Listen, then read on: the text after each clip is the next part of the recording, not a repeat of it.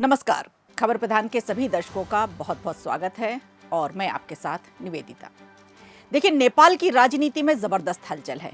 बालेन शाह के पीएम बनते ही पूर्व पीएम केपी शर्मा ओली को गिरफ्तार कर लिया और फिर पूर्व गृह मंत्री रमेश लेखक भी पकड़े गए। तो बालेन शाह प्रधानमंत्री बनते ही फुल एक्शन में दिखाई दे रहे हैं। आपको बता दें कि जांच आयोग ने सिफारिश की थी कि पूर्व पीएम केपी शर्मा ओली और पूर्व गृह मंत्री रमेश लेखक के खिलाफ राष्ट्रीय दंड संहिता के धारा 181 और 182 के तहत मामला चलाया जाना चाहिए। इन धाराओं में आपराधिक लापरवाही का गंभीर आरोप भी शामिल है। इन मामलों में उन पर ऐसे कानूनों के तहत आरोप लग सकते हैं जिनमें 10 साल की सजा हो सकती है। अब तक जो मीडिया रिपोर्ट्स मिल रही हैं, उसके मुताबिक दोनों नेताओं को उनके घरों से हिरासत में लिया गया।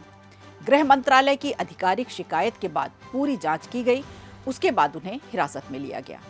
एक जांच आयोग ने दोनों के खिलाफ कार्रवाई की सिफारिश की थी। इस आयोग का नेतृत्व किया था पूर्व स्पेशल कोर्ट जज गौरी बहादुर कार्की ने। शिकायत में साफ साफ कहा गया कि प्रदर्शन के दौरान सुरक्षा इंतजामों पर गंभीर लापरवाही हुई थी, जिसके कारण कई लोगों की जान गई। और जांच में यह भी सामने आया कि अधिकारियों को पहले से ही हिंसा ज्यादा बढ़ने की जानकारी थी, लेकिन समय पर सही कदम नहीं उठाए गए।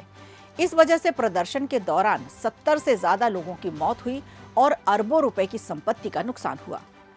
इधर द काठमांडू पोस्ट की रिपोर्ट के मुताबिक नए प्रधानमंत्री बालेन शाह की अध्यक्षता में हुई कैबिनेट बैठक में आयोग की सिफारिशों को लागू करने का फैसला लिया गया।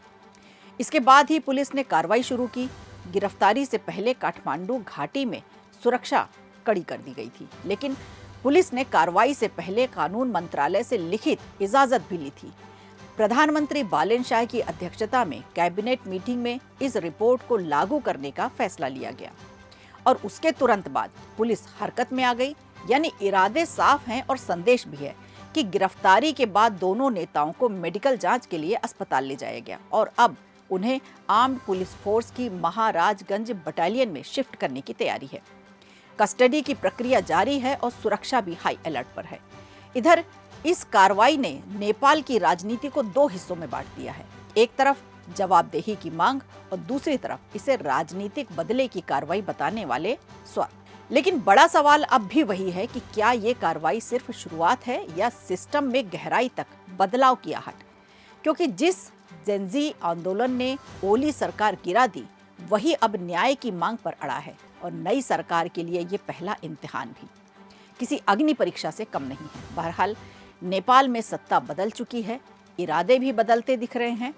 नेपाल में बालेन शाह के प्रधानमंत्री बनते ही बड़ी कार्रवाई देखने को मिली, लेकिन क्या सिस्टम सच में बदलेगा या फिर ये कार्रवाई भी सियासत के शोर में दब जाएगी, ये तो आने वाला वक्त ही बताएगा।